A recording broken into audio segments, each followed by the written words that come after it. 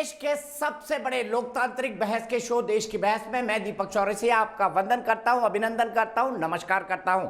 आप जानते हैं देश का इकलौता बहस का शो है जो लोकतांत्रिक है, जो अपने दर्शकों की राय पर चलता है। दर्शक यानी हमारी जनता जनार्दन जो हमें प्यार करती है, सम्मान देती है, हमारे कार्यक्रमों को देखती है, उनके सहयोग से ही हम ये कार्यक्रम बनाते हैं। हम दर्शकों से पूछते हैं कि आज किस विषय पर बहस करना है। 3 विषय हम देते हैं, उस पर वोटिंग करके आप बहस का मुद्दा चुनते हैं। बहस में हमारे साथ पब्लिक के मंच पर आज नीरज पाठक दिल्ली से जुड़ेंगे, जयनाथ मिश्रा जुड़ेंगे वाराणसी से, हिमांशु त्रिवेदी जुड़ेंगे कानपुर से, अनुपम झा जुड़ेंगे कोलकाता से। ये हमारे पब्लिक के मंच के लोग होंगे। लेकिन मैं आपको पहले ये बता दूं कि आज मोदी ने पूरे घर के बदल डाले हैं। जी हाँ, कैबिनेट में इतना बड़ा फेरबदल होगा ये शायद किसी ने सोचा भी नहीं था। इसीलिए मोदी की नई कैबिनेट में न्यू इंडिया का क्या है संदेश, इसे 75% लोगों ने वोट देकर देश की बहस का मुद्दा बनाना चाहा है। मोदी ने पूरे घर के बदल डाले, स्वास्थ्य मंत्रालय बदल दिया, स्वास्थ्य मंत्री को हटा दिया, आईएनबी मिनिस्टर को हटा दिया, आईटी और कानून मंत्री को हटा दिया,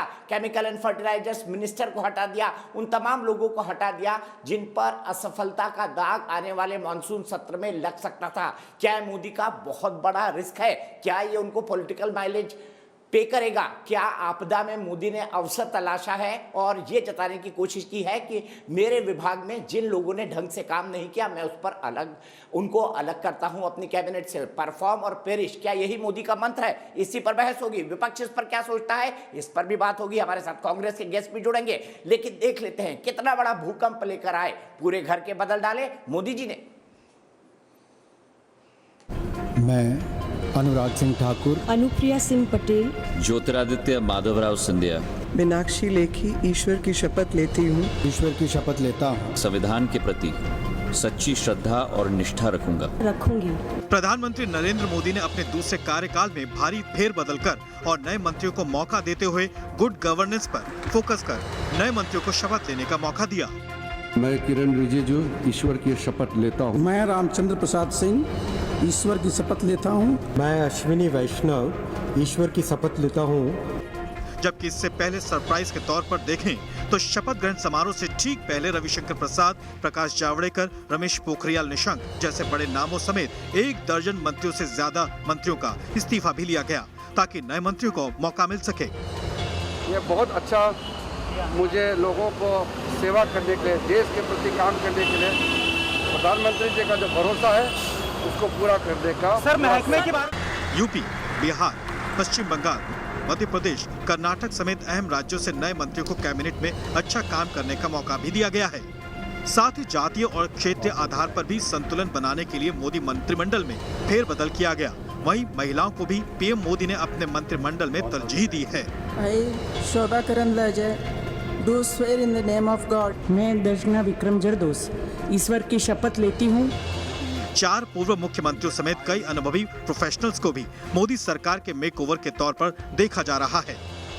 देश की बहस में चर्चा है कि मोदी मंत्रिमंडल में भारी भरकम फेरबदल और नए मंत्रियों की शपथ अब न्यू इंडिया के मिशन को और गति दे सकेगा। इसी पर सबकी नजर होगी।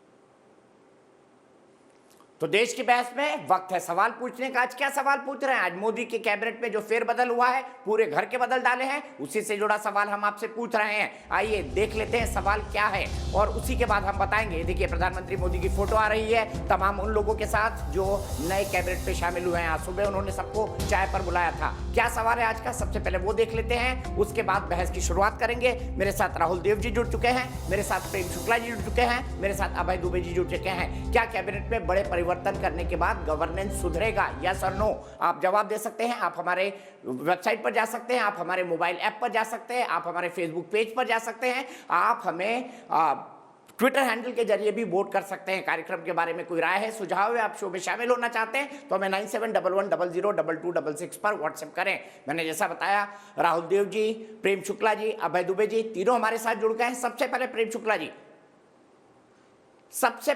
शुक्ला जी, मैं आपसे जानना चाहता हूं, स्वास्थ्य मंत्री को हटा दिया गया, क्या कोरोना 2 में मैनेजमेंट फेलियर था? केमिकल एंड फर्टिलाइजर्स के मंत्री को हटा दिया गया, ठीक है। रहेंगे। मैडम आप केंद्र में भी मंत्री हैं, उत्तर प्रदेश में भी चुनाव है, तो दोहरी जिम्मेवारी को आप किस प्रकार से क्या चुनौती मानते हैं दोहरी जिम्मेवारी को?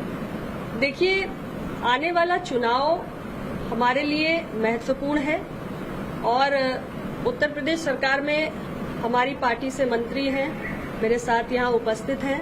माननीय प्रदेश अध्यक्ष हमारे विधायक डॉक्टर जमुना प्रसाद जी यहाँ पर उपस्थित हैं और एक अच्छे सहयोगी के रूप में चाहे हमारा पार्लियामेंट का चुनाव हो या उत्तर प्रदेश की विधानसभा का चुनाव हो, मैंने पहले भी कहा कि हमारा गठबंधन प्रदेश की जनता को बहुत भाया है और उन्होंने भरपूर समर्थन इसको दिया है और आने वाले चुनाव में भी मुझे पूरी उम्मीद है कि जनता का हमें भरपूर आशीर्वाद मिलेगा।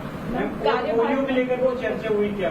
पोर्टफोलियो कौन सा पोर्टफोलियो मिलेगा? देखिए, पोर्टफोलियो माननीय प्रधानमंत्री जी का अपना विशेषाधिकार है, उनके अपने विवेक पर है और वो जिसको भी जिस योग्य समझेंगे उसे कोई न कोई जिम्मेदारी जरूर देंगे। मैं सिर्फ इतना ही कहना चाहती हूँ कि मैंने स्वास्थ्य राज्य मंत्री के रूप में भी बहुत कुछ सीखा, बहुत सारा अनुभव प्राप्त किया और मेरी क्षमताओं के अनुरूप मैंने कार्य भी किया और अब भी जो जिम्मेदारी मुझे मिलेगी, जो भी विभाग या जो भी पोर्टफोलियो माननीय प्रधानमंत्री जी उचित समझेंगे देंगे, मैं उसे समझने का और उसके दायित्वों के साथ न्याय करने की पूरी कोशिश करूंगी।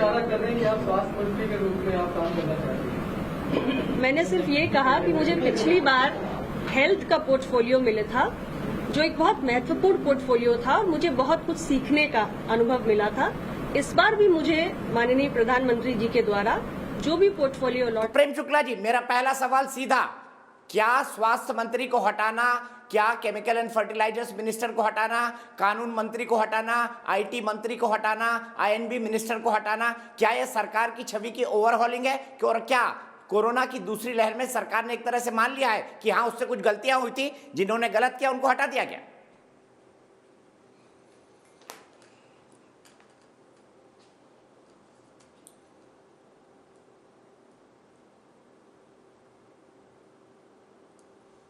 प्रेम शुक्ला तक आवाज नहीं पहुंच रही है। यही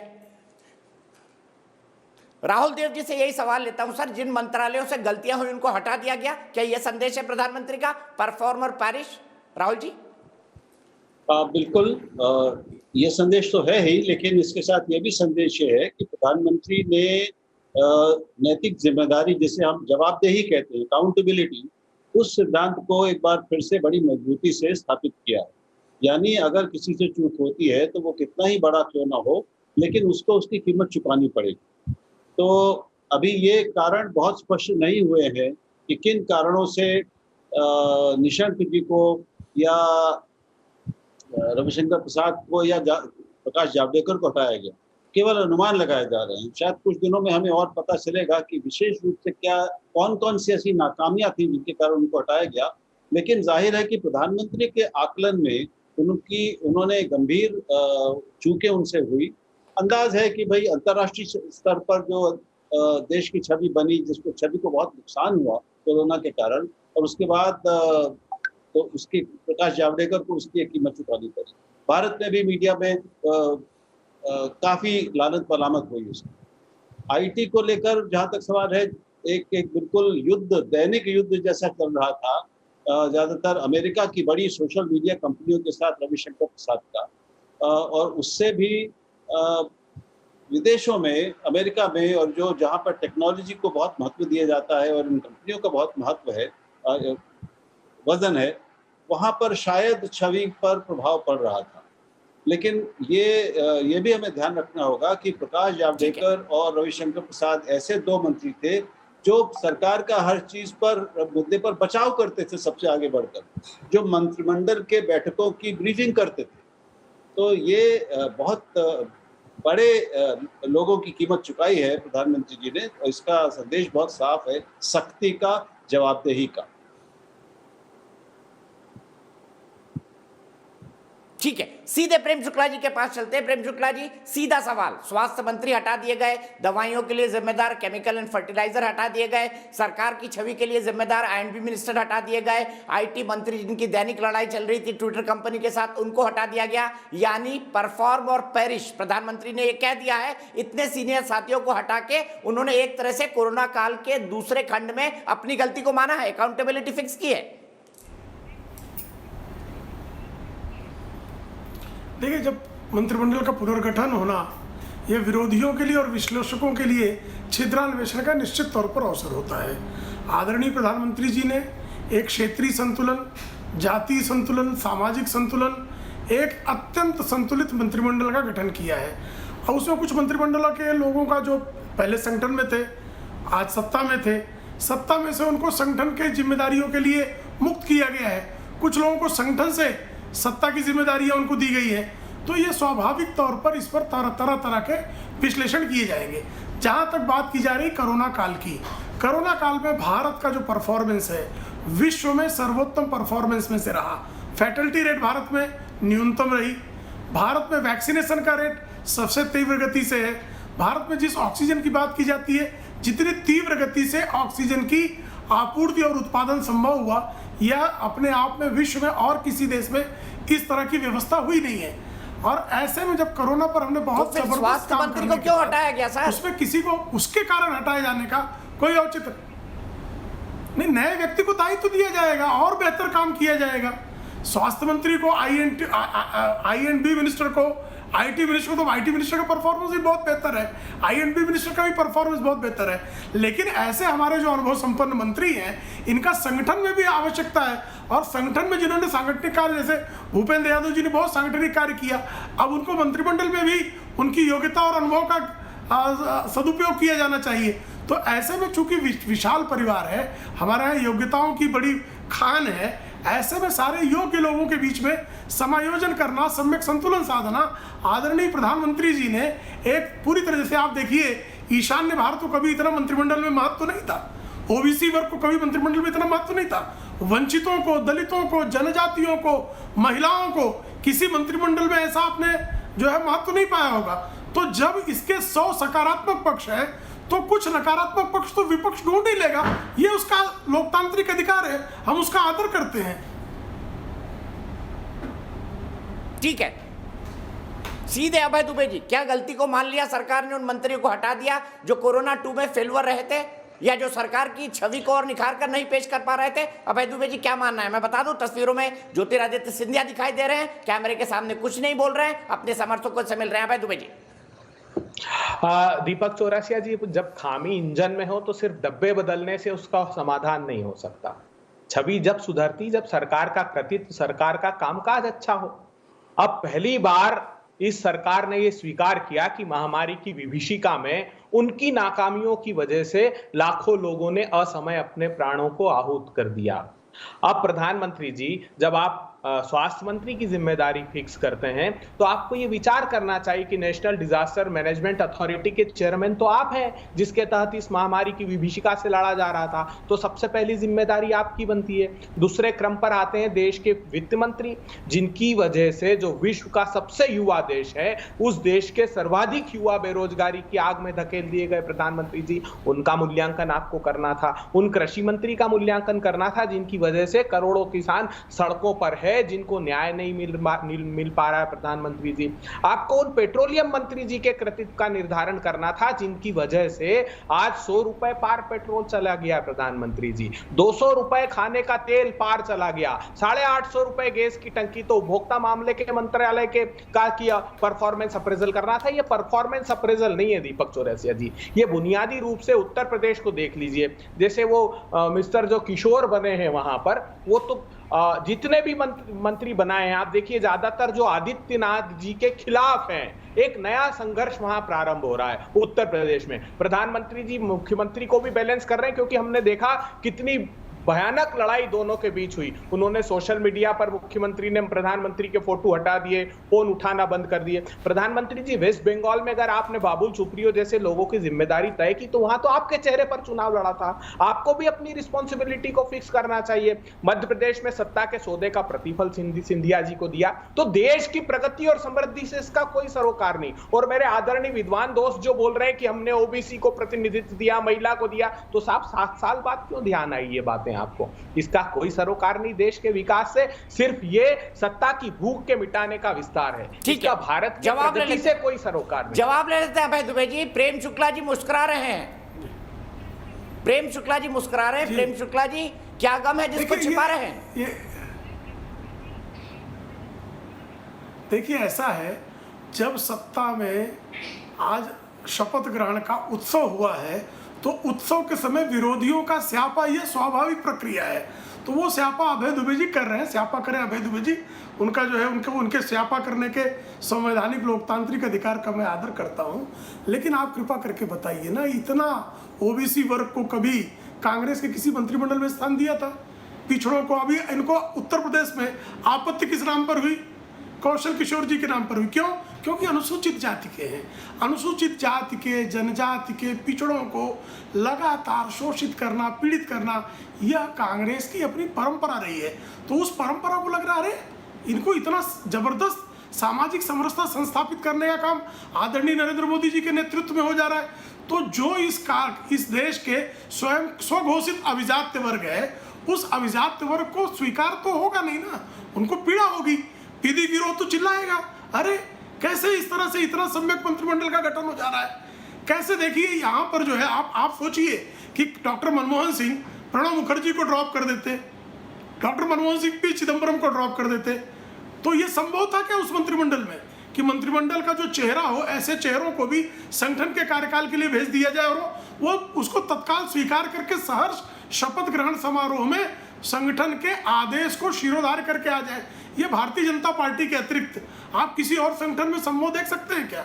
ये कारण है कि हमारे यहाँ जो विचार परिवार का संस्कार है, उस संस्कार में जो कार्यकर्ता का निर्माण हुआ है, वो कार्यकर्ता हर तरह के दायित्व के निर्वाह के लिए स्वयं को प्रस्तुत करता है। उसको मंत्री बनाया तो भी प्रसन्न है, उसे मंत्रिमंडल ने के सांगठनिक दायित्व दे दिया तो भी प्रसन्न, उसको काम करना है।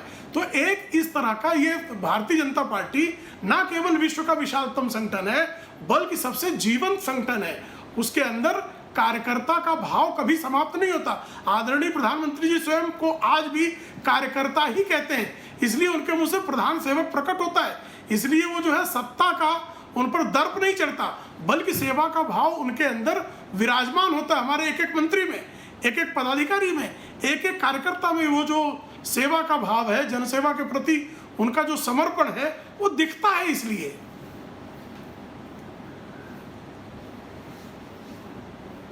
शपथ लेने वाले साथियों को बधाई पीएम मोदी ने कहा है। ये जो तस्वीरें देख रहे हैं आप, ये राष्ट्रपति भवन की है। मंत्रिपरिषद की शपथ के बाद ये होता है कि राष्ट्रपति के साथ, प्रधानमंत्री के साथ, वाइस प्रेसिडेंट के साथ एक कस्टमरी फोटो खिंचाई जाती है। वही तस्वीर आप इस वक्त अपने टेलीविजन स्क्रीन पर देख रहे हैं। आप देख सकते हैं पूरा मंत्रिपरिषद यहाँ पर बैठा हुआ है, सीनियर मंत्री बैठे हुए हैं, जो नए मंत्री हैं वो खड़े हुए हैं, राज्य मंत्री खड़े हुए हैं। हाइट के आधार पर भी इसका निर्धारण होता है, पद के आधार पर भी निर्धारण होता है, कद के आधार पर भी निर्धारण होता है। सीधे मैं चलता हूं, हमारे एक दर्शक जुड़ गए हैं, हिमांशु त्रिवेदी कानपुर से, फिर अभय दुबे जी के पास चलूंगा। हिमांशु, कैसा लगा आपको मंत्रिमंडल का फेरबदल?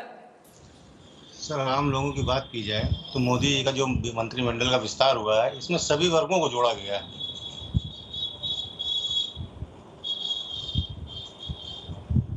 सभी वर्गों को मौका दिया गया, आपको लगता है? और जिनको हटाया उनके बारे में क्या कहेंगे?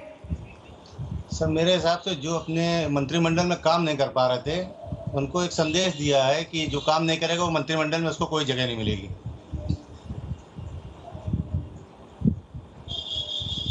ठीक है, मंत्रिमंडल में जो काम नहीं करेगा उसे कोई जगह नहीं मिलेगी। अभय दुबे जी, संदेश बड़ा साफ है। प्रधानमंत्री ने एक शॉक ट्रीटमेंट दिया है, कहीं ये कांग्रेस के लिए शॉक ट्रीटमेंट ना बन जाए, क्योंकि आपदा में अवसर आप भी ढूंढ रहे थे।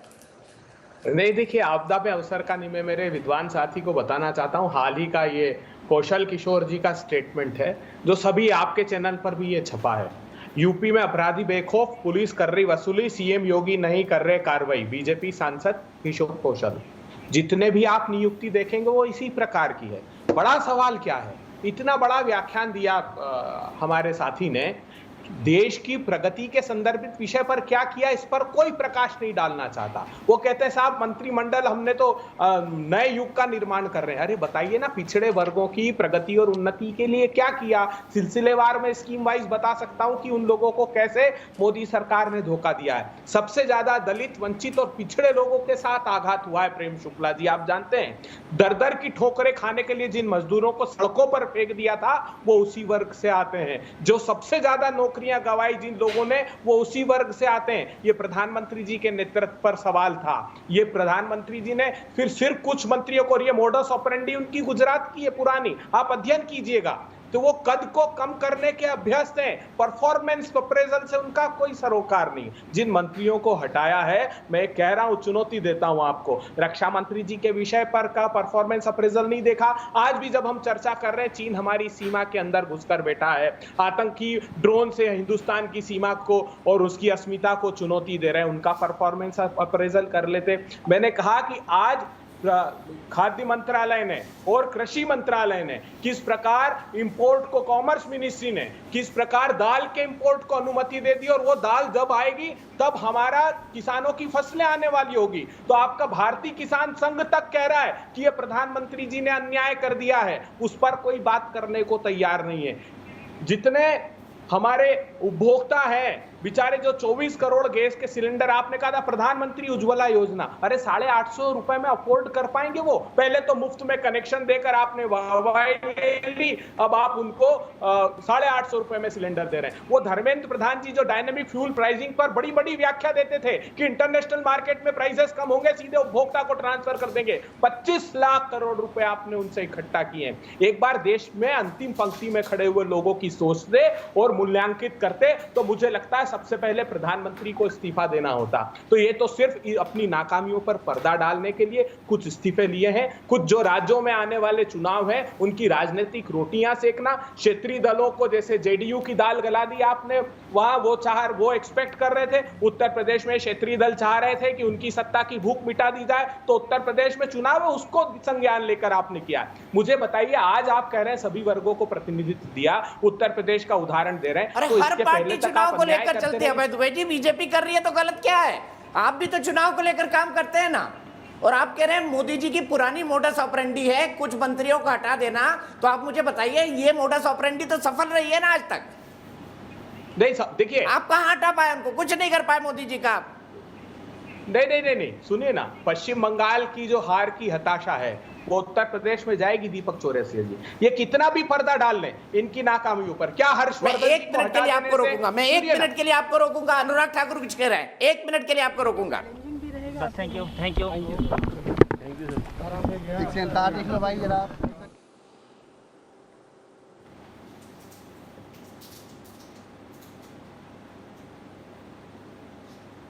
शायद फ्रेम नहीं मिला हमको, फिर चलेंगे।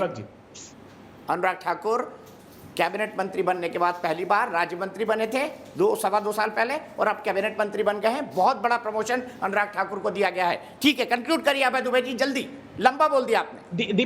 दीपक जी देखिए, जो सबसे बड़ी त्रासदी है, उन ग्रुप ऑफ मिनिस्टर्स पर कोई एक्शन लिया प्रधानमंत्री जी ने जिन्होंने 1 साल बाद ऑक्सीजन मैपिंग की? 15 अप्रैल 2021 को मीटिंग की। जो पिछली मीटिंग थी वो 24 अप्रैल 2020 को की थी, और तिल तिल कर सरप्लस ऑक्सीजन होते हुए, देश में ऑक्सीजन पर्याप्त मात्रा में होते हुए केंद्र सरकार ने सिर्फ ऑक्सीजन मैपिंग नहीं की, इसलिए तिल तिल कर लोग मरे। वैक्सीनेशन, हमने वैक्सीन एक्सपोर्ट कर दिए हमारी एडमिनिस्ट्रेट करने की अपेक्षा। हमने समय रहते उसका प्रोक्योरमेंट नया किया वैक्सीन का। नया आर्गुमेंट ला नहीं पा रहे हैं भाई आज, नया आर्गुमेंट नहीं है कोई। नया नहीं, देखिए, तो मुझे बताइए उन ग्रुप ऑफ मिनिस्टर्स का परफॉर्मेंस अप्रेजल देखा जिनकी नाकामी थी? प्रधानमंत्री ने खुद ने 29 जनवरी को यह घोषणा कर दी थी कि हमने इस महामारी पर विजय हासिल कर ली। फिर आप सिर्फ स्वास्थ्य मंत्री को अकेले कैसे जिम्मेदार ठहरा सकते हैं? दावोस के वर्ल्ड इकोनॉमिक फोरम पर आपने घोषणा कर दी, जबकि रवांडा के प्रेसिडेंट ने उसी समय आने से मना कर दिया था, क्योंकि विश्व भर के वैज्ञानिक कह रहे थे कि सेकंड वेव आएगी अमेरिका के 3 महीने के बाद। जापान के प्राइम मिनिस्टर नहीं आए, ब्रिटेन के प्राइम मिनिस्टर नहीं आए। ठीक है अभय दुबे जी, लंबा हो गया, सीधे चलता हूं प्रेम शुक्ला जी के पास।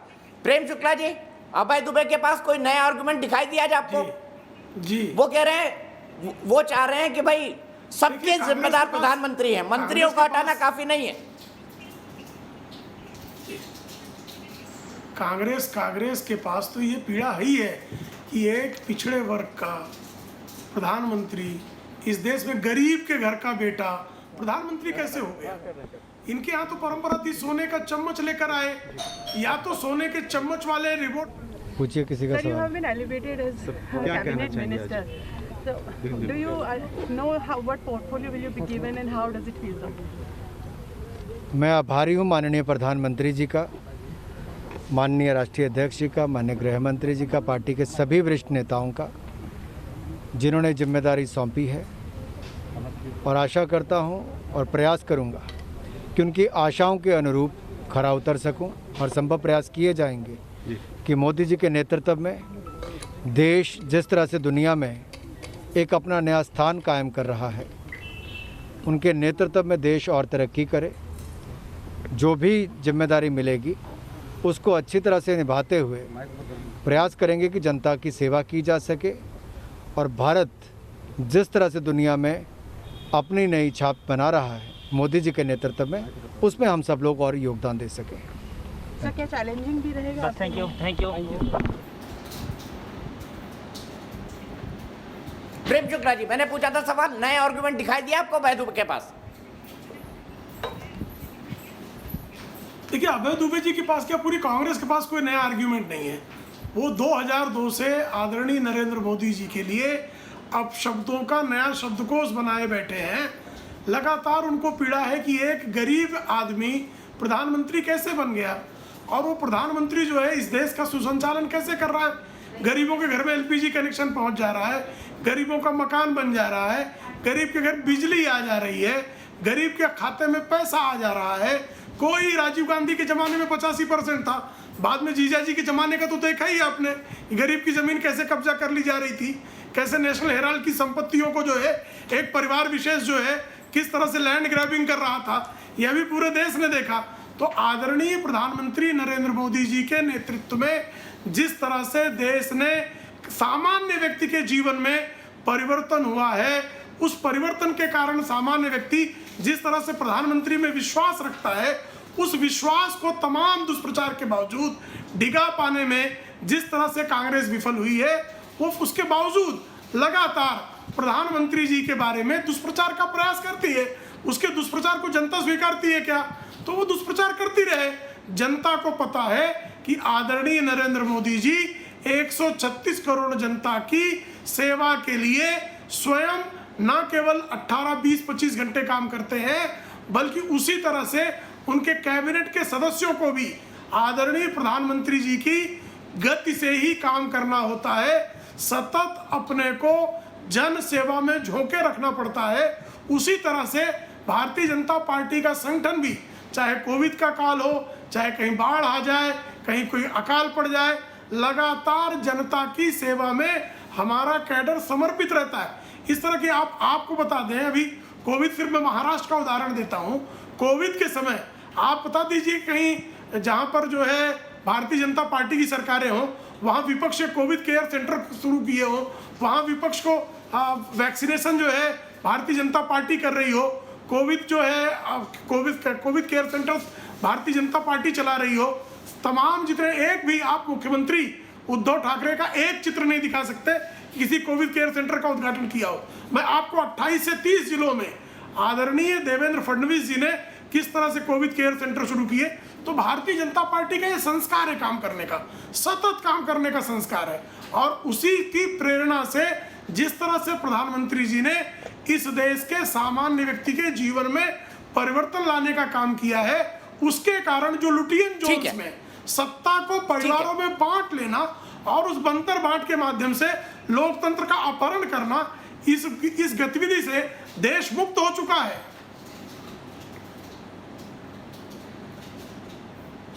ठीक है, सीधे चलता हूं अभय दुबे जी के पास। अभय दुबे जी, उन्होंने कहा, और ये पब्लिक परसेप्शन भी है कि प्रधानमंत्री और उनकी कैबिनेट हार्ड वर्किंग है, कांग्रेस के नेता हार्डली वर्किंग। देखिए, इतना हार्ड वर्किंग, और ये कह रहे हैं प्रधानमंत्री जी 24-24 घंटे काम करते हैं। हाँ, मुझे भी अपेक्षा थी जब ये कहा गया कि बहुत गरीब पारिवारिक पृष्ठभूमि से आए हैं प्रधानमंत्री जी, तो मुझे लगा था कि गरीबों के हित में काम करेंगे, लेकिन सिर्फ 2 मोटा भाइयों के हित में काम कर रहे हैं प्रधानमंत्री जी।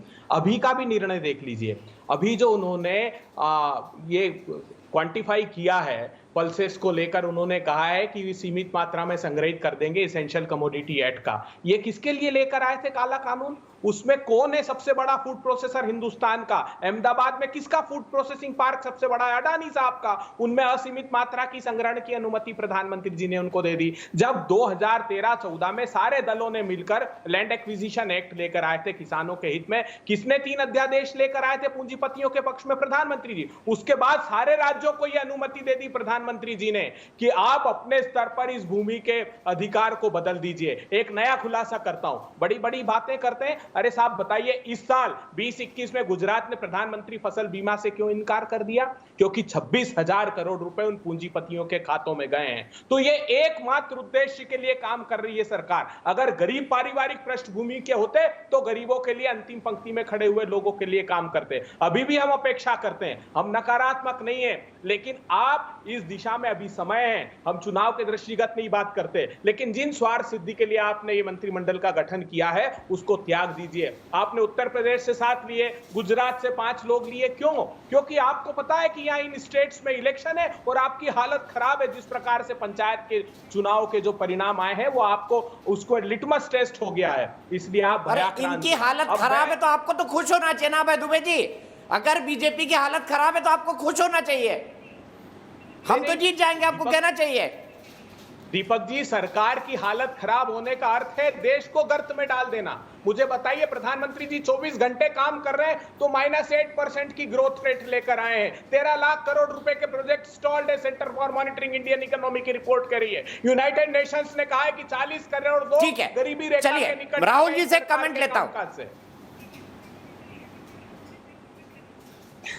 ठीक है राहुल जी, आपने दोनों के तर्क सुने। बताइए, अभय दुबे के तर्क में ज्यादा दम है, प्रेम शुक्ला जी के तर्क में ज्यादा दम है? बताइए, आप आज जज बन जाइए आप थोड़ी देर के लिए। नहीं, ये तो मेरा काम नहीं है, ये मैं नहीं करूंगा। लेकिन मैं सिर्फ ये कहूंगा कि आज का जो अवसर है वो पूरे पिछले 2 साल में जितने मुद्दों पर नाकामियां गिना सकते हैं अभय दुबे जी, वो गिना रहे हैं। ये उसका अवसर नहीं है। आज सवाल ये है कि जो नई चीज़ सामने आई है उसका क्या प्रभाव उनको दिखता है। उसमें कुछ गलत लोग आए हों तो उनको बताने चाहिए, उसमें कुछ अक्षम किस्म के लोग आए हों तो वो बताएं, ज़रूर वो बताएं। जो जिनकी अक्षमता लगी प्रधानमंत्री को या आकलन में जो लगा कि वो ठीक से परफॉर्म नहीं किया, उनको हटाया गया। अब हटाने पर भी अगर आपत्ति है तो ये तो अजीब बात है।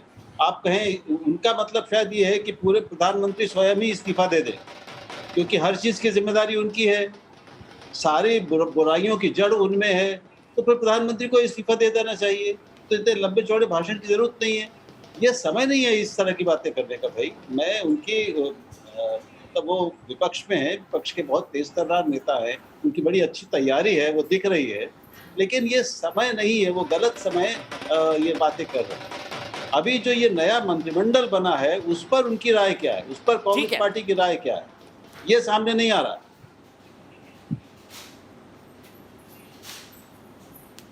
ठीक है, आशुतोष भी हमारे साथ जुड़ गए हैं। अब देखते हैं आशुतोष अपनी टोपी से कौन सा खरगोश निकालते हैं। आशुतोष, ठीक किया प्रधानमंत्री ने, बीती ताई विसार दे आगे की सुध ले, यही इस मंत्रिमंडल का संदेश है? क्या आप मान के चलते कि मैं कोई जादूगर हूँ, या मुझसे पहले राहुल जी या बाकी लोग जादूगर थे जिन्होंने अपनी खोपड़ी से कोई खरगोश निकाला? माफ करिएगा, मैं कोई जादूगर नहीं हूँ। हाँ, 2-3 चीजें जरूर कहना चाहूंगा। पहली बात तो यह है कि कम से कम एक चीज का एहसास मोदी गवर्नमेंट को हुआ कि पिछले 1.5 साल से सरकार की जो स्थिति थी वो अनप्रेसिडेंटेड क्राइसिस से गुजर रही थी और उसका निवारण करना बहुत जरूरी था। अगर उसका निवारण नहीं करते तो परसेप्शन के लेवल पर सरकार को निश्चित तौर पर एक बड़ा खतरा, बड़ा संकट जो है मंडरा रहा था। और उन्होंने एक अच्छा काम किया जिसकी तारीफ भी होनी चाहिए। उन्होंने कम से कम जो कोरोना के क्राइसिस थी उस क्राइसिस पर उन्होंने अकाउंटेबिलिटी तय की और उन्होंने कहा कि अगर देश के अंदर एक संकट आया है, अगर देश उसको नहीं निपट पाया है तो कम से कम सरकार के, केंद्र सरकार के स्तर पर अकाउंटेबिलिटी स्पष्ट तौर पर तय हुई है। ये एक बहुत बड़ा मैसेज है। दूसरी बात ये कि सरकार को इस बात का भी एहसास है कि कम से ये जो संकट है ये छोटा मोटा संकट नहीं, बहुत बड़ा संकट है। इसलिए मामूली कॉस्मेटिक चेंजेस करने से काम नहीं चलेगा। इसलिए 43 मंत्रियों का शपथ ग्रहण हुआ है। और मुझे जहां तक याद पड़ता, राहुल जी मुझे इस बात को करेक्ट करेंगे कि शायद ये कामराज प्लान के बाद का सबसे बड़ा मंत्रिमंडल विस्तार या मंत्रिमंडल का फेरबदल है। इसमें कुछ ऐसे मंत्रियों की भी को भी मंत्रालय लिया गया है। बिल्कुल ये मैं चेक कर चुका हूं। जो शायद वो शायद वो अच्छा काम कर रहे थे, लेकिन उनकी जरूरत शायद संगठन में महसूस हो रही थी। और मैं साफ तौर पर कहना चाहूंगा, रविशंकर प्रसाद जी हो या प्रकाश जावड़ेकर, मुझे नहीं लगता है कि उनको परफॉर्मेंस के आधार पर हटाया गया है। और हो सकता है उनकी जरूरत संगठन के अंदर हो सकता है उनकी जरूरत बिहार के अंदर हो, कहीं और जगह पे हो। लेकिन तीसरी बात जो इंपॉर्टेंट है वो ये है कि कम से कम उत्तर प्रदेश का चुनाव भारतीय जनता पार्टी के लिए और इस मोदी सरकार में स्पष्ट तौर पर चिंता की लकीरों के साथ दिखाई पड़ता है। 7 मंत्रियों को उत्तर प्रदेश से लिया गया, 7 में से 6 जो हैं वो ओबीसी हैं और एक अजय मिश्रा वो ब्राह्मण तबके से आते हैं। इसका मतलब ये है कि इनकी चिंता स्पष्ट है कि 2014, 2017, 2019 3 चुनाव के अंदर जो आरएसएस, भारतीय जनता पार्टी, अमित शाह और मोदी ने जो जातियों का संतुलन स्थापित किया था, वो संतुलन कहीं टूटता हुआ दिखाई पड़ रहा है। लिहाजा उसको ठीक करने की जरूरत, मुझे लगता है कि ये 3 चीजें हैं जो इंपॉर्टेंट है और जिसके मद्देनजर ये फैसला किया गया है। चलिए, आपने ये तो माना आशुतोष कि प्रधानमंत्री ने ठीक काम किया है, उन्होंने अकाउंटेबिलिटी तय की है, लेकिन क्या वाकई अवनीश अवस्थी जी, आपके खास मित्र अवनीश अवस्थी जी बैठे हुए हैं, मैं उनसे पूछता हूं, क्या वाकई अकाउंटेबिलिटी तय की गई है? देखिए, हर बार बात यह होती है कि प्रधानमंत्री जी का विशेषाधिकार होता है। प्रधानमंत्री जी पिछले 10-12 दिनों से लगातार विभिन्न मंत्रालयों की कामकाज को देख रहे थे, उसको रख रहे थे। सबसे महत्वपूर्ण आज मुझे एकदम तो शॉक लगा जब मैंने रणदीप सुरजेवाला का ट्वीट देखा और फिर अभय दुबे को देखा कि जब इंजन में खराबी हो तो डब्बे बदलने से क्या होता है। तो मुझे लगा, अरे रणदीप सुरजेवाला ने कांग्रेस पार्टी के बारे में ट्वीट कर दिया आज। लेकिन फिर बाद में लगा, चला नहीं ये तो कैबिनेट के बारे में, मोदी जी के बारे में, मुझे लगा शायद अपनी पार्टी के बारे में किया है उन्होंने कि जब इंजन ही ख़राब हो तो डब्बे बदलने से क्या होगा। लेकिन एक बात बड़ी महत्वपूर्ण है, आशुतोष जी ने ठीक बात कही कि कई बार ऐसा होता है कि पार्टी को प्रवक्ताओं के लेवल पर, पार्टी के पक्ष को मीडिया में रखने पर प्रकाश जावड़ेकर और रविशंकर प्रसाद पहले भी दोनों पार्टी के प्रवक्ताओं के रूप में सामने आए हैं। पार्टी में संगठन है, उनका पार्टी का पक्ष रखना है, ये सब काम भी होते हैं और ये एक बहुत बड़ा कारण हो सकता है मंत्रिपरिषद से उनको वापस भेजने का। यह भी बात ठीक है कि मंत्रिपरिषद में इस बार उनको लग रहा होगा, जैसा आशुतोष जी ने कहा कि मंत्री लिए गए हैं उत्तर प्रदेश से, सब लोग कह रहे हैं उत्तर प्रदेश से। अरे भाई, सबसे बड़ा राज्य है, राज्य के हिसाब से, जनसंख्या के हिसाब से, लोकसभा की सीटों के हिसाब से सबसे बड़ा है। अगर 80 वहाँ से लोकसभा की सीटें हैं तो वहाँ से सबसे ज़्यादा मंत्री क्यों नहीं होंगे, ये तो बताइए ना।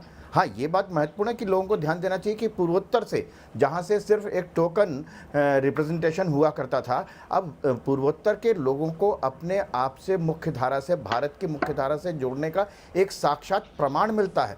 उड़ीसा हुआ, पूर्वोत्तर हुआ, त्रिपुरा हुआ, मणिपुर हुआ, यहाँ के लोगों को जिस तरीके से अपने आप को जोड़ने का भारत के शासन, प्रशासन और राजनीति में भागीदारी का एहसास होता है, ये महत्वपूर्ण है। ध्यान इस पर दिया जाना चाहिए, ध्यान इस पर दिया जाना चाहिए कि जो लोग काम नहीं कर रहे थे उनको हटाने का सवाल नहीं है। सवाल ये है कि अगर 24 में से 18 घंटे 20 घंटे प्रधानमंत्री काम करते हैं तो उसको अपनी टीम में वही लोग चाहिए जो लगातार इस तरीके की अब तक प्रमाण दे चुके हों, जिसमें सारे टेक्नोक्रेट्स हैं, डॉक्टर्स हैं, बहुत सारे प्रोफेसर्स हैं जो प्रोफेसर्स रहे हैं, इस तरीके के लोग हैं जिन्होंने या IAS ऑफिसर, नए पैनल को इंट्रोड्यूस कर देता हूं। निजेश जी, मेरे साथ इन लोगों के माध्यम से सरकार 3 नए मेहमान जुड़ गए हैं। इकबाल सिंह लालपुरा है, भारतीय जनता पार्टी के राष्ट्रीय प्रवक्ता। अब निजेश जी, रोकूंगा मैं आपको। गुरदीप सप्पल जी हैं, कांग्रेस के राष्ट्रीय प्रवक्ता। अनुराग भदौरिया जी ने अभी से गर्दन हिलाना शुरू कर दी है, समाजवादी पार्टी से आते हैं। लेकिन गुरदीप सप्पल साहब, अब निजेश जी कह रहे हैं कि क्या ये ट्वीट रणदीप सुरजेवाला जी ने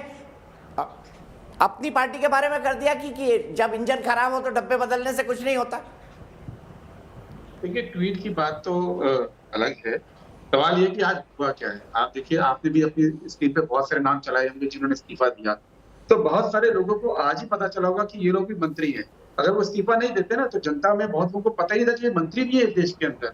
आप ये देखिए कि मैं चाहता हूं अब जो नए मंत्री आए हैं, उम्मीद करते हैं कि अब वो जिम्मेवारी से अपना काम संभालेंगे, पीएमओ को अपनी सारी रिस्पॉन्सिबिलिटी नहीं सौंप देंगे। जब देश मुसीबत में होगा तो मटर छीलने का, लूडो खेलने का काम नहीं करेंगे। वो अपने अपने मंत्रालय के बारे में बयान देंगे, दूसरे मंत्रालय के बारे में नहीं देंगे। पिछले 7 साल में देखिए हर मंत्री जो है अपने मंत्रालय के बारे में कुछ नहीं बोलता है, दूसरे मंत्रालय के बारे में बयान देता है। वो ये मानेंगे देश में महंगाई है, उसके लिए कुछ काम करना शुरू करेंगे।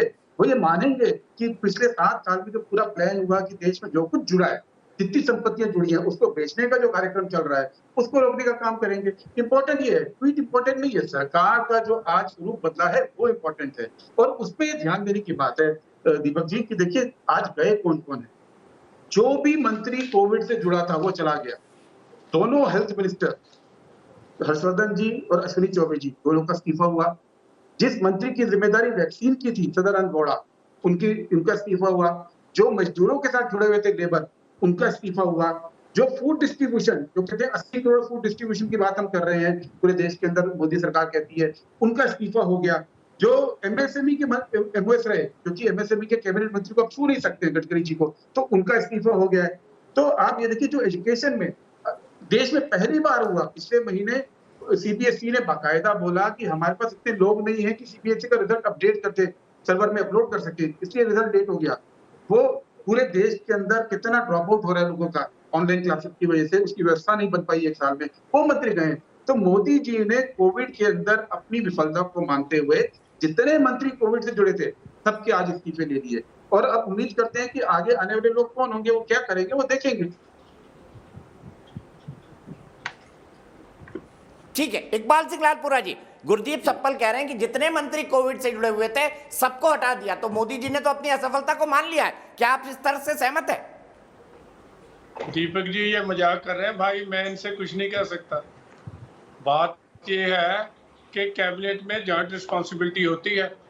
नंबर 1, दुनिया में पहली बार हुआ है पिछले 74 साल में भारत की आजादी के बाद कि जो महामारी आई है उसके इलाज के लिए हमने 2 इंजेक्शन जो है वैक्सीनेशन डेवलप किए हैं और दुनिया में हम पहले नंबर पे हैं वैक्सीनेशन पे। ये जो बात कर रहे हैं ये मेरे ख्याल they are making this statement for the sake of only कि इनके खिलाफ हमने बोलना है। सरकार में देखना होता है, पार्टी का काम भी चलना होता है, सरकार का काम भी चलना होता है। तो बहुत बढ़िया काम हुआ है। 80 करोड़ लोगों को पिछले 1.25 साल से भोजन दिया जा रहा है और वो नवंबर तक चलता रहेगा। और हमारी स्टेट सबको फ्री वैक्सीनेशन दे रही है केंद्र सरकार। जब इनकी बारी आई स्टेट्स की तो पहले तो ये कहने लगे कि हमें क्यों नहीं आज्ञा देते। तो जब इनको हुक्म किया गया कि आप भी खरीद को दे लो, तो पंजाब में तो 400 का 1000 में बेचा, 1060 में, और वहाँ जो गरीब आदमी था उसको 1560 में वैक्सीनेशन मिलना शुरू हुआ। ये तो लूटपाट की जो लोग हैं ये हमारे काम को एक्सेप्ट करने की बजाय उस पर झगड़ा करने की कोशिश करते हैं, लांछन लगाने की कोशिश करते हैं। ये रेनबो बना है, सभी रेनबो बना है, इसमें सभी जातियां, सभी धर्म, सभी लोगों दिक्कत तो आपके यहाँ पर भी है ना। वैक्सीन को लेकर आपकी पंजाब सरकार ने क्या किया सब जानते हैं। तो सवाल यहाँ पर ये खड़ा होता है कि क्या कांग्रेस की सरकारों की रिस्पॉन्सिबिलिटी भी नहीं फिक्स की जानी चाहिए?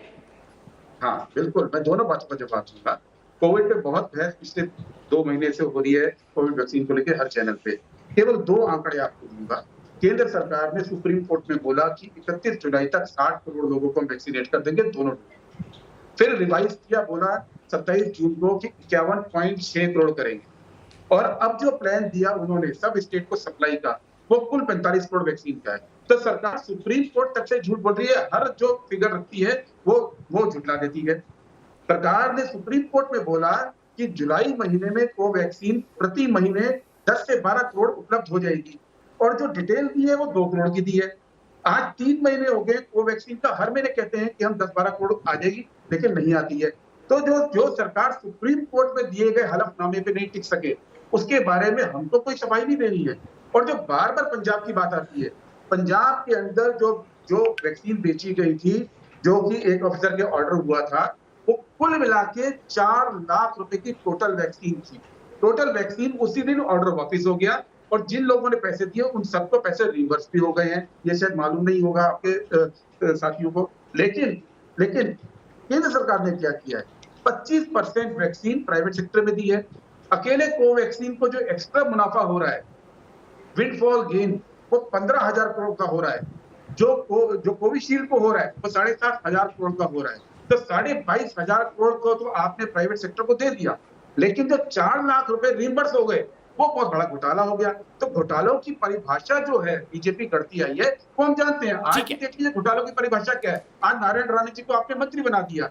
2014 में अमित शाह जी ने पब्लिक रैली में बोला था कि उनके 100 करोड़ की संपत्ति है और हम सरकार बनाते ही जेल में डालेंगे। ये पता नहीं कैसी जेल है जो प्राइम मिनिस्टर ऑफिस के अंदर बनी हुई है, जहां जो भी आदमी करप्ट होता है वो वहां आके सम्मान पाता है। और यही नारायण राणे जी भी है, वो उस समय कांग्रेस पार्टी में ही थे, हमारी पार्टी में ही थे। उन्होंने मोदी जी के लिए क्या बोला था कि उनसे, अमित शाह जी के लिए, कि उनसे बड़ा लायर कोई नहीं है, उनसे बड़ा झूठा कोई नहीं है। तो अब ये गले मिल जाते हैं। तो बीजेपी का तो एक जब जो वक्त होता है वैसा बयान देते हैं, पब्लिक मेमोरी की शॉर्ट नहीं है। उस समय तक ये जादू चला, लेकिन अब पब्लिक भी देख रही है क्या हो रहा है। ठीक है, मैं सीधे चलता हूं। जयनाथ मिश्रा हमारे एक दर्शक वाराणसी से जुड़ गए हैं। जयनाथ जी, क्या कहेंगे इस कैबिनेट फेरबदल के बारे में? जी नमस्कार दीपक जी। एक जिम्मेदार नागरिक होने के नाते, एक जिम्मेदार नागरिक होने के नाते दीपक जी मैं तो यही कहूंगा कि मंत्रिमंडल विस्तार में सारे समाज के लोगों की भागीदारी करके मोदी जी ने एक बहुत बड़ा काम किया है। इससे नए भारत निर्माण में इन लोगों की भूमिका होगी और सर्व समाज को स्थान मिलने से सारे लोगों का विकास होगा और इससे गुड गवर्नेंस की मतलब परिभाषा साबित होगी।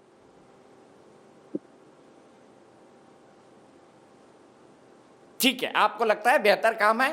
अनुराग भदौरिया जी वाराणसी के दर्शक हैं हमारे जयनाथ मिश्रा जी, और उनको बड़ी पसंद आ रही है मोदी जी ने जो कुछ किया है। आप तो आलोचना ही करेंगे। आप बताइए, इनके यहाँ मंत्री पद छोड़ देता है, कुछ नहीं कहता है। आपके यहाँ तो पिता और पुत्र झगड़ लेते हैं सत्ता के लालच में। देखिए, मैं राष्ट्र की बात करूंगा। राष्ट्र की बात है कि ये जो मंत्रिमंडल का विस्तार हुआ है राजनीतिक विस्तार है, क्योंकि चुनाव आने वाले हैं। अब इतने 7 महीने में चुनाव है। अब चुनाव को देखते हुए उन्होंने ये राजनीतिक विस्तार किया है। और एक बात, दूसरी बात, इन्होंने ये भी मान लिया है कि जो कोविड काल में और जो देश की दुर्दशा हुई है, अगर राजनीतिक विस्तार किया है तो गलत क्या किया है भाई? बीजेपी पॉलिटिकल पार्टी है। अरे मेरी बात तो सुन लीजिए। और जो इन्होंने मंत्री, जिस तरह शिक्षा मंत्री, एजुकेशन मिनिस्टर, रोजगार देने वाले मंत्री, कानून मंत्री, सब मंत्री को हटाया, तो इन्होंने मान लिया जो हम विपक्ष के नेता बार बार कह रहे थे कि भारतीय जनता पार्टी पूरी तरह से फेल हो गई है, इनके मंत्री काम नहीं कर रहे हैं, तो उन्होंने ही मान लिया कि हमारे मंत्री काम नहीं कर रहे हैं। लेकिन इससे कोई ज्यादा फर्क नहीं पड़ेगा, इससे कोई फर्क नहीं पड़ने वाला है। जैसे सर, जब तक भारतीय जनता पार्टी को जनता नहीं बदल देगी तब तक भारतीय जनता पार्टी, इस तरह के मंत्री बदलने से देश का कोई भला नहीं होने वाला है। क्योंकि ये झूठे जुमलेबाज लोग हैं, जो आएंगे वही काम करेंगे। भाई जो अभी पहले जो थे, जिन्होंने देश का बंधनहार किया, जिस तरह से देश की अर्थव्यवस्था टूटी है और जिस तरह से देश कोरोना काल में कहराता रहा, जिस तरह से देश महंगाई और बेरोजगारी में अभी भी रो रहा है और जनता परेशान है, फिर रहेगी, क्योंकि उन्होंने चेहरा बदले हैं, लेकिन कुर्सियां तो वही है, काम करने का मतलब इस देश में कुछ अच्छा काम नहीं हुआ अनुराग भदौरिया जी जब से नरेंद्र मोदी आए? कोई आज तक कोई अच्छा काम हुआ तो बता दीजिए। कोरोना में 3 लोगों की मौतें होगी, आप इसको अच्छा काम समझते हैं तो भाई आपको बहुत बहुत धन्यवाद। अगर आप समझते हैं कि यहाँ बेरोजगारी बढ़ी है, अच्छा काम है, तो बहुत आपको भाई कोई अच्छा काम नहीं किया। इकबाल सिंह लालपुरा जी, आपकी सरकार ने कोई अच्छा काम नहीं किया, अनुराग भदौरिया कह रहे हैं, और बोल दिया उन्होंने राजनीतिक विस्तार है, खारिज कर दिया उन्होंने। अच्छी बात है, तो फिर हम अनुराग भदौरिया जी को बोलो जरा एनक बदल ले। आप तो जो काम कहते हो, आपको नजर नहीं आ रहा क्या हो रहा लूटपाट पंजाब में? अरे भैया, हम तो काम कर रहे हैं और हम तो परफॉर्म कर रहे हैं, हमने करके दिखाया है। आप तो 25 साल पीछे थे स्मॉल पॉक्स में, जो दूसरी बातों में। अरे किसान भी हम किसान है, हम किसान है, किसानों कोई शोर मचाने से सच्चा नहीं होगा। किसानों के गाँव में तो शोर मचाने से किसानों की मौतें हुई है और लगातार किसान चढ़ाता रहा है। यहाँ बेरोजगारों ने आत्महत्या की है, महंगाई से लोगों ने आत्महत्या की है, लोगों की बिना ऑक्सीजन मिलने से मौतें हो गई, हॉस्पिटल में जगह नहीं थी, बेड की व्यवस्था नहीं थी। सुन लीजिए ना इकबाल सिंह जी को, आपको उन्होंने सुना है। ये पूरा हिंदुस्तान चढ़ा रहा है सरकार की वजह से, जुमलेबाजी और झूठ की वजह से। और आप सिर्फ झूठ के अलावा कुछ नहीं करते, समाज को सिर्फ झूठ परोसते हैं, जुमलेबाजी परोसते हैं, यहाँ पे समाज को दिया क्या आज तक? जो सरकार किसानों का भला नहीं कर सकती वो सरकार क्या कर सकती है? और आपको अरे आप हमको हिंदुस्तान एक्सेप्ट करने वाला है, आपको हिंदुस्तान खदेड़ने वाला है, चिंता मत करो। अभी आप खदेड़ा हो रहा है आपका धीरे धीरे, अब आप हर राज्यों से साफ हो रहे हैं, आपका सफाया होने वाला है, इसलिए चिंता मत कीजिए। आपको तो किसानी साफ कर देगा, किसी और की जरूरत भी नहीं है। आपका तो पंजाब गया। एक छोटा सा कमेंट आशुतोष को लेता हूँ। आशुतोष, हम पत्रकार के तौर पे क्या अनुराग भदौरिया को प्रवक्ताओं का एंग्री यंग मैन कह सकते हैं? बताइए।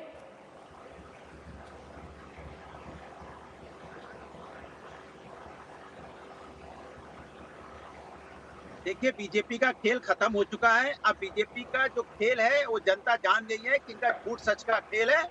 अब इनका खेल में कोई आने वाला नहीं है, इसलिए सब लोग कहते हैं कि इनका खेल खत्म।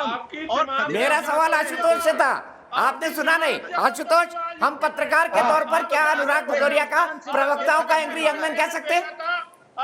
जिस तरह से इनकी सरकार में महिलाओं पे अत्याचार और यहाँ पे जानना क्या चाहते हैं मुझसे? शराब माफिया पैदा हो गए पूरे देश के अंदर में। समाजवादी दीपक, आप जानना क्या चाहते हैं? खत्म हो गया। अब आपको पंजाब में खुशी नहीं पा रहे हैं। मैं कह रहा हूँ आज हम इनको एक खिताब देते हैं, अनुराग भदौरिया को प्रवक्ताओं का एंग्री यंग मैन। क्यों Avinash Awasthi ji angry young man की तरह लड़ते हो? नहीं, थोड़ी देर बाद अविनाश अवस्थी भी एंग्री यंग मैन हो जाएंगे अगर थोड़ी सी आप आलोचना करते सरकार की। 5 साल में आपको आज अनुराग भदौरिया को बुलाने की जरूरत नहीं है। पिछले 5 साल का कोई भी आप चला दीजिए, आप देखेंगे कि वही बोल रहे हैं। ये हर चैनल पे वही बोल रहे हैं, पिछले 5 साल से वही बोल रहे हैं। शब्द भी चेंज नहीं होते, टोन भी चेंज नहीं होती, स्पीड भी चेंज नहीं होती, बिल्कुल वही है। आप पिछले 5 साल का कोई चला दीजिए आप।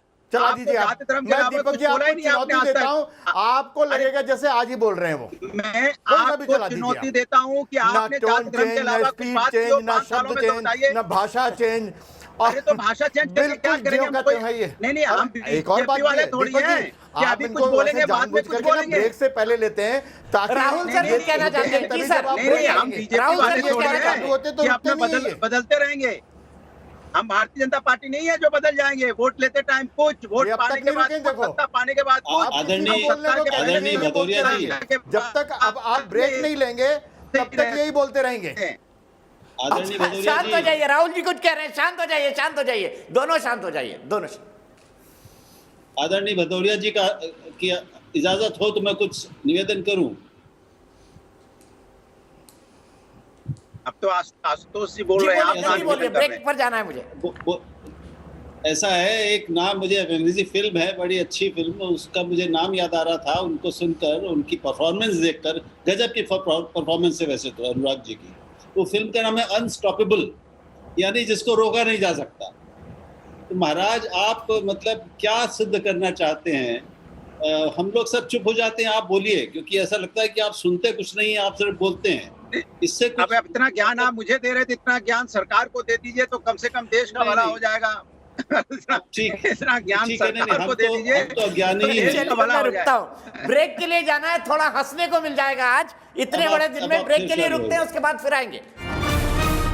प्रदेश की बहस में आपका एक बार फिर स्वागत है। हम बात कर रहे हैं मोदी मंत्रिमंडल में बड़े फेरबदल की। अब से थोड़ी ही देर बाद कैबिनेट के विभागों का बंटवारा भी हो जाएगा। देखना है महत्वपूर्ण होगा कि टॉप 5 मंत्रालयों में क्या किसी को बदला जाता है, क्योंकि जिस तरह का बदलाव का मन प्रधानमंत्री नरेंद्र मोदी ने बताया है, यह साफ संकेत है कि अब प्रधानमंत्री मोदी अपनी नई टीम से और बहुत ज्यादा उम्मीद करते हैं। इसी पर बात करने के लिए मेरे साथ 2 वरिष्ठ पत्रकार हैं, आशुतोष है, राहुल देव जी है। मेरे साथ भारतीय जनता पार्टी के राष्ट्रीय प्रवक्ता इकबाल सिंह लालपुरा है, गुरदीप सप्पल साहब है, कांग्रेस के राष्ट्रीय प्रवक्ता अनुराग भदौरिया है, समाजवादी पार्टी के राष्ट्रीय प्रवक्ता और आरएसएस के विचारक और ड्यू के प्रोफेसर अविनाश अवस्थी जी मेरे साथ मौजूद है। शुरुआत में यही से करूंगा, गुरदीप सप्पल जी, खराबी डब्बों में थी या इंजन में थी?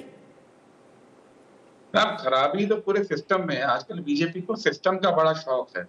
आप देखिए पिछले 7 साल में जो भी बीजेपी ने वायदे किए थे, बहुत अच्छे अच्छे वायदे किए थे। एक ब्लैक मनी का था, अडवाणी जी का, और दोवल साहब जो भी एनएसए हैं उनके टास्क फोर्स बनी थी कि 25 लाख करोड़ रुपया विदेश में पड़ा है। आज 7 साल हो गए, फिर बैंक में पैसा बढ़ गया भारतीयों का, लेकिन 25 लाख करोड़ वापस नहीं आया। ब्लैक मनी के नाम पे डिमोनेटाइजेशन कर दिया, पूरे देश का पैसा छीन लिया, नोटबंदी कर दी। उस वक्त देश में 17,97,हजार करोड़ कैश था। आज वो 28 लाख करोड़ हो गया है, 60% बढ़ गया है। ठीक है, आप वहां फेल हो गए। पूरे देश में कहा जी हम 100 स्मार्ट सिटी बना देंगे, आज आप एक स्मार्ट सिटी ढूंढ के बता दीजिए। पूरे देश में जो जीडीपी है हमारी, उसका जो रेशियो है नेशनल डेट का, राष्ट्रीय कर्ज का, वो 85% था 2003 में। मनमोहन सिंह की सरकार उसको कम करके 68% पे लाई। आज 7 साल में 68 से वापस 90% कर दिया। पूरा देश कर्जे के अंदर डूबा है। आप कौन सा ऐसा सेक्टर लेंगे? आप पेट्रोल की बात करते हैं, 100 रुपए से ऊपर पेट्रोल हो गया है। और क्यों हो गया है? क्योंकि आपने ओएनजीसी को बर्बाद कर दिया है, आपने लगान लगा रखा है, आपकी इकोनॉमी चल नहीं रही है। हर आदमी से जब 1 किलोमीटर चलता है तो आप हर किलोमीटर पे पैसा ले रहे हैं।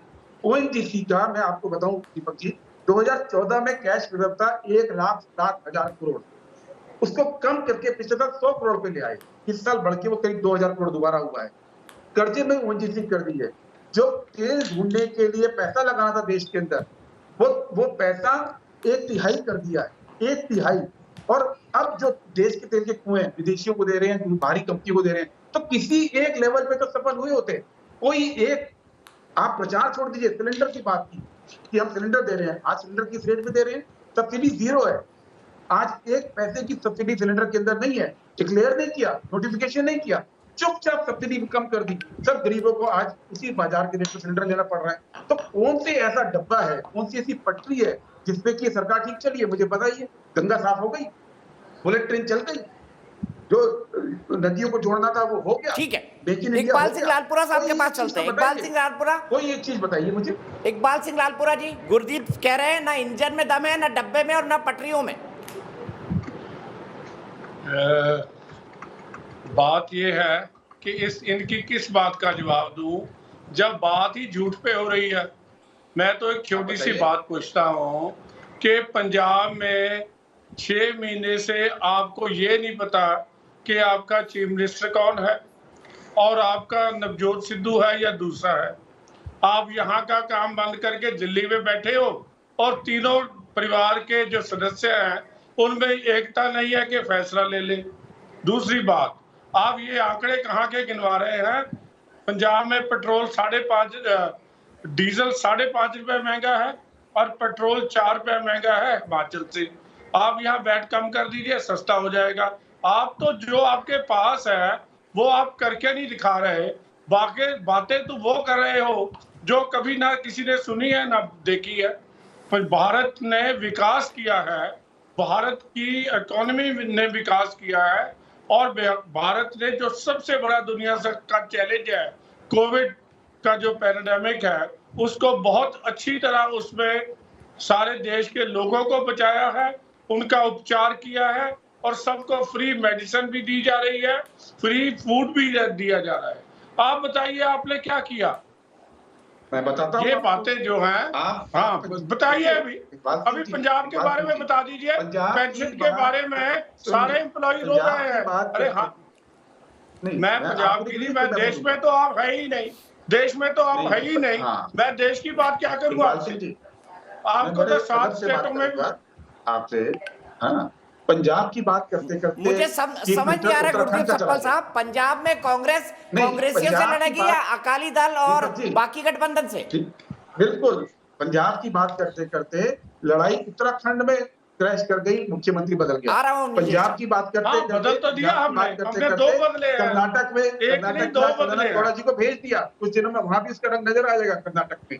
ऐसा नहीं है, लड़ाई इनके अपने स्टेट्स में, मध्य प्रदेश में 3-3 लीडर्स के अंदर, 4-4 लीडर्स के अंदर जो लड़ाई हो रही है सबको दिख रही है। तो लड़ाइयों की बात छोड़ दीजिए, सत्ता में लड़ाई। सवाल ये जो मैंने कहा, क्या आज आप कहते हैं महंगाई नहीं है देश में? इकबाल सिंह जी कहते हैं देश में महंगाई नहीं है, हम मान जाएंगे। कह दें कि पेट्रोल इतना महंगा होना चाहिए जो हो रहा है, हम मान जाएंगे। क्या पेट्रोल महंगा नहीं है? क्या आपने ओएनजीसी को खत्म नहीं कर दिया इतने साल के अंदर? कर दिए। अगर नहीं किया तो मुझे बताइएगा ना। आप पूरे देश के अंदर एमएसएमई सेक्टर का भट्टा बैठ गया है। हर आदमी की इनकम 97%, सीएमआई का डेटा है ना, हमारा तो डेटा नहीं है, 97% लोगों की आय कम हुई है और 3% के पास पैसा शिफ्ट हो गया है। जो टॉप 3% है, देश की संपत्ति उनकी जेब में चली गई। नहीं वो तो बता दीजिए। अगर आज बीजेपी के प्रवक्ता इकबाल सिंह जी ये कह दें कि देश में महंगाई नहीं है और उस पर इनकी सरकार को काम हम तो फ्री राशन दे रहे हैं। ठीक है, आप गुरदीप सप्पल साहब महंगाई की बात कर रहे हो, it's a simple matter of demand and supply. दुनिया में जो है सप्लाई डीजल और पेट्रोल की, क्रूड ऑयल की, जो उन्होंने प्रोडक्शन ही कम की हुई है ओपेक कंट्रीज ने, तो जब सप्लाई आएगी तब ही जाके इसका प्राइस कंट्रोल होगा। और होगा जरूर, होगा, क्यों नहीं होगा। एक लाइन बोल दो, फ्री राशन पे आपकी सरकार ने कहा 96,000 करोड़ रुपए लगा रहे हैं। ठीक है, एक मिनट मैं रोक रहा हूँ, दोनों को रोक रहा हूँ। गुरदीप जी, आपकी आवाज में बड़ी प्रॉब्लम आ रही है, आपकी आवाज आधी सुनाई दे रही है, आधी नहीं सुनाई दे रही है, इसलिए मैं अवनीश जी के पास जाता हूँ। गुरदीप सप्पल का कनेक्शन प्लीज चेक करवाइए, आपकी आधी आवाज आ रही है, आधी आवाज जा रही है। अवनीश जी, आप कहना चाहते थे कुछ, जब गुरदीप सप्पल पंजाब के बारे में कह रहे थे, क्या कहना चाहते हैं? नहीं, मैं सिर्फ पंजाब के बारे में नहीं कह रहा हूँ, और मैं गूगल का बहुत ज़्यादा एक्सपर्ट भी नहीं हूँ, ना मेरी इच्छा होती है, ना मेरी क्षमता नहीं है, मैं तो सच बात। ठीक है, बहुत बड़ी खबर आ रही है। अमित शाह को मिनिस्ट्री ऑफ कोऑपरेशन का प्रभार दिया गया है। अमित शाह को मिनिस्ट्री ऑफ कोऑपरेशन का प्रभार दिया गया है, सूत्रों के हिसाब से ये जानकारी आई है। मैं बता दूं, कैबिनेट के पोर्टफोलियो आने लगे हैं और अमित शाह को मिनिस्ट्री ऑफ कोऑपरेशन का प्रभार दिया गया है। ये एक नया मंत्रालय शुरू किया गया है, जिसमें मेरे ख्याल से, जो मेरी समझ है उसके हिसाब से, राज्यों और सेंटर को के बीच कोऑर्डिनेशन बेहतर हो। कोविड काल में हमने देखा कई राज्य सरकारों ने आरोप लगाया, जैसे दिल्ली ने लगाया ऑक्सीजन नहीं है, ऑक्सीजन नहीं है, ऑक्सीजन नहीं है। जब सप्लाई की बात आई तो किस तरह के ऑडिट की बात आई तो आम आदमी पार्टी सरकार कुछ और कहने लगी। तो ये बड़ी ब्रेकिंग न्यूज है। अब नीतीश अवस्थी जी बताइए। मैं एक बात कह रहा था कि मैं आपसे पूछना चाहता हूं एज ए पत्रकार कि यूपीए 2 के कितने मंत्रियों को भ्रष्टाचार के कारण इस्तीफा देना पड़ा था। सबसे महत्वपूर्ण बात है कि पिछले 7 सालों में इस एनडीए की सरकार में, नरेंद्र मोदी की सरकार में, एक भी मंत्री को भ्रष्टाचार के कारण मंत्रिपरिषद से बाहर नहीं जाना पड़ा है।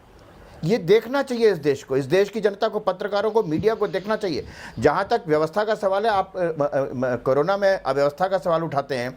जो मेडिकल सिस्टम है वो 2, 3, 4, 5 साल में एम्स नहीं बन जाते, उसके लिए लंबा समय चाहिए होता है। सिर्फ 7 साल या 5 साल या 4 साल या 2 साल या 6 महीने में नहीं आप देख सकते। जिसकी सबसे अच्छी व्यवस्था है अमेरिका में, मेडिकल व्यवस्था, वहाँ पर कितनी मौतें हुई और यहाँ पर कितनी हुई। वहाँ पर सबसे अच्छा होने के बावजूद नहीं उसको नहीं संभाल पाए। और अगले सालों में कुछ व्यवस्था बढ़नी चाहिए। 70 सालों में जो मेडिकल व्यवस्था जिलों तक, गांवों तक जिस तरीके से पहुंचनी चाहिए थी, नहीं पहुंची ना, ये सच है ना। और आपने अभी कहा कि जिस दिन ऑडिट की बात हुई, ऑक्सीजन ऑडिट की बेहद स्वास्थ्य मंत्री बनाया गया है मनसुख मांडविया गुजरात से आते हैं। मनसुख मांडविया के पास कई सारी जिम्मेदारी प्रधानमंत्री दे दी थी अनौपचारिक तौर पर, वैक्सीन के बारे में और बाकी चीजों के बारे में। उन्हें बनाया गया है स्वास्थ्य मंत्री। तो ये बड़ी खबर है, मनसुख मांडविया देश के नए स्वास्थ्य मंत्री है, प्रधानमंत्री के फेवरेट लोगों में से एक है। और कोरोना की दूसरी लहर में लगातार और सतत काम किया था मनसुख मांडविया ने। स्वास्थ्य मंत्री मनसुख मांडविया को बनाया गया है। नया स्वास्थ्य मंत्री देश को मिल गया। आशुतोष, क्या टिप्पणी देंगे? मुझे लगता है कि ये तो इस पे निर्भर करता है कि वो काम किस तरीके से करते हैं। मैं फिर एक बार कहना चाहता हूं कि मंत्रियों के फेरबदल करने से फर्क नहीं पड़ेगा, अनलेस कि मंत्रियों को टैलेंट के हिसाब से ऑटोनॉमी दी जाए, उनको फैसले लेने की आजादी दी जाए और उनके ऊपर भरोसा किया जाए। प्रधानमंत्री कार्यालय जो है अनावश्यक रूप से उनके ऊपर दबाव ना डाले, ये महत्वपूर्ण बात। लेकिन अभी एक थोड़ी देर पहले ब्रिजेश जी एक बात कह रहे थे कि सरकार ने भ्रष्टाचार के आधार पर किसी का इस्तीफा नहीं लिया। मैं उनको एक छोटी सी बात याद दिलाना चाहता हूँ। बोफोर्स के बाद पहली बार ऐसा हो रहा जब 2 देशों में भारत से संबंधित मामलों की जांच पड़ताल हो रही है। पहली भारत बायोटेक को लेकर जांच पड़ताल ब्राजील में हो रही है और दूसरी राफेल को लेकर फ्रांस में हो रही जांच पड़ताल। अगर इनके नतीजे सामने आए तो हो सकता है भारत सरकार, देश के प्रधानमंत्री को बहुत शर्मिंदगी का सामना करना पड़ जाए। इसलिए यह कहना कि भ्रष्टाचार के आरोप में किसी के इस्तीफे नहीं लिए गए, ये कोई बहुत अच्छी बात नहीं है। भ्रष्टाचार के आरोप पहले भी लगे थे, भ्रष्टाचार के आरोप लगते रहते हैं, इसमें कोई दो राय नहीं। लेकिन अगर ब्राजील और फ्रांस में अगर इंडिपेंडेंट जांच हो गई कायदे से और इन दोनों जगहों पर आरोप भी लगे, दीपक जी, एक और बड़ी खबर आशुतोष, मैं आपको रोकूंगा। केमिकल और फर्टिलाइजर का प्रभार भी मनसुख मांडविया को दिया गया है। स्वास्थ्य मंत्रालय के साथ केमिकल और फर्टिलाइजर, मैं आप सबको रोक रहा हूं, माफी चाहूंगा। बड़ी खबरें आ रही हैं इस वक्त। और विज्ञान का जो प्रभार था वो नरेंद्र मोदी खुद देखेंगे, साइंस एंड टेक्नोलॉजी। विज्ञान और प्रौद्योगिकी प्रधानमंत्री नरेंद्र मोदी खुद देखेंगे। ये दो मंत्रालय जहां तक मुझे याद है स्वास्थ्य मंत्री हर्षवर्धन के पास थे। मनसुख मांडविया को स्वास्थ्य मंत्री बनाया गया है, ये अब तक की सबसे बड़ी खबर है। मनसुख मांडविया जिन्होंने राज्य मंत्री के तौर पर बेहतर काम किया था कोरोना 2 के मैनेजमेंट पे, उन्हें बनाया गया है स्वास्थ्य मंत्री। और केमिकल और फर्टिलाइजर जिसके अंडर में दवाइयां आती है वो प्रभार भी उनको दिया गया है, दवाइयों का प्रोडक्शन। स्मृति ईरानी महिला और बाल विकास मंत्री रहेंगी। स्मृति ईरानी महिला और बाल विकास मंत्री रहेंगी। विज्ञान और प्रौद्योगिकी प्रधानमंत्री खुद देखेंगे, जो हर्षवर्धन के पास था। लगातार डिटेल्स आ रही हैं, महत्वपूर्ण घोषणा है ये, इसलिए मैं पैनल से डिस्कस नहीं कर रहा हूं। राहुल जी, नए स्वास्थ्य मंत्री मनसुख मांडविया, क्या कहेंगे आप?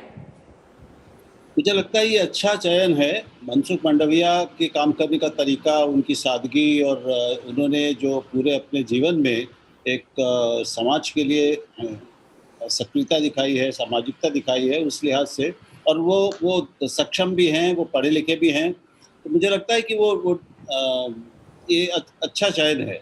अब आगे तो जब वो काम करना शुरू करेंगे तभी पता चलेगा। और उसके साथ ही दवा और ड्रग्स एंड फार्मास्यूटिकल्स को भी जोड़ने का सीधा मतलब ये है कि अब स्वास्थ्य सेवाओं में, उसके ढांचे में और दवाइयों केमिकल्स में एक संगति होगी, दोनों मिलकर एक सिनर्जी आएगी और एक व्यक्ति इन सिनर्जीज को ठीक से मेंटेन करके चला सकेगा। ये एक बहुत बड़ी चुनौती उनको दी गई है। ये उनकी कार्यकुशलता, उनकी दक्षता के लिए बहुत बड़ी चुनौती दी गई है मनसुख मांडविया को। ये बहुत बड़ी परीक्षा होगी मनसुख मांडविया के लिए। मनसुख मांडविया प्रधानमंत्री के साथ बहुत नजदीकी से काम करते रहे हैं, गुजरात से आते हैं, एक अच्छे वर्कर माने जाते हैं, भारतीय जनता पार्टी के एक पुराने हैंड है और मनसुख मांडविया पर प्रधानमंत्री बहुत भरोसा भी करते हैं। इसलिए सबसे चैलेंजिंग जॉब अगर किसी को मिला है तो वो मनसुख मांडविया को मिला है। दोनों केमिकल एंड फर्टिलाइजर्स का भी उनको चार्ज दिया गया है और साथ ही साथ स्वास्थ्य मंत्रालय का। मनसुख मांडविया जो है वो शिपिंग और केमिकल फर्टिलाइजर्स के राज्य मंत्री थे, भावनगर से आते हैं। साथ ही साथ भारतीय जनता पार्टी में शुरू से बने हुए हैं। 2012 से वो राज्यसभा के मेंबर हैं। ज्यादा उम्र नहीं है, मात्र 48 साल की उम्र है मनसुख मांडविया की, 48 साल की उम्र के हैं। 31 मई 2019 को सबसे पहली बार मंत्री बने थे। उसके बाद से मनसुख मांडविया ने एमए इन पॉलिटिकल साइंस है भावनगर यूनिवर्सिटी से, राज्यसभा के मेंबर हैं, बहुत सिंप्लिसिटी पे भरोसा करते हैं, अपनी पदयात्राओं के लिए जाने जाते हैं। वो पदयात्राओं पर विलेजेस में अवेयरनेस क्रिएट करने के लिए जाने जाते हैं। इस contribution to serving the nation can also be seen from his active participation in प्रधानमंत्री भारतीय जन औषधि परियोजना PMBJP के ये प्रभारी रहे हैं। He was recently honoured by the UNICEF and others for his contribution to women's menstrual hygiene, यानी महिलाओं की जो हाइजीन होती है उसके काम के लिए उन्हें जाना जाता है। यूनिसेफ भी उनको अवार्ड कर चुका है। वो अपनी इंटेलेक्ट और थॉटफुल लीडरशिप के लिए भी जाने जाते हैं। उन्होंने यूनाइटेड नेशंस में भी भारत को रिप्रेजेंट किया है, जिस पर उन्होंने 2030 का जो एजेंडा है फॉर सस्टेनेबल डेवलपमेंट, उस पर उन्होंने यूएन में स्पीच दिया था। साइकिल से मनसुख मांडविया पार्लियामेंट में ऑफिस आते हैं, सिंप्लिसिटी पर बहुत यकीन रखते हैं। मात्र 48 साल की उम्र है, तो मनसुख मांडविया को एक बड़ा प्रमोशन। मनसुख मांडविया अब स्वास्थ्य मंत्री होंगे, नए स्वास्थ्य मंत्री होंगे। अब कुछ पोर्टफोलियो और आ रहे होंगे। आशुतोष, प्रोफाइल तो अच्छा दिखाई देता है मनसुख मांडविया का, लेकिन सब देखिए सारी प्रोफाइलें पास। ठीक है, एक और खबर आ गई है, पीयूष गोयल को कपड़ा मंत्रालय दिया गया है। जी, पीयूष गोयल को कपड़ा मंत्रालय दिया गया है। यह एडिशन में होगा। जहां तक मुझे याद आता है, स्मृति ईरानी महिला बाल विकास के साथ साथ कपड़ा मंत्रालय भी देख रही थी, जो पीयूष गोयल को दिया गया है। जी आशुतोष, माफ कीजिए रोका मुझे मैंने लगता है कि मुझे लगता है कि इस पीयूष गोयल को निराशा हुई होगी, क्योंकि पीयूष गोयल लंबे समय से अपने आप को वित्त मंत्री के तौर पर देख रहे थे और उनको लगता था कि हो सकता है वो वित्त मंत्री बन सकते थे।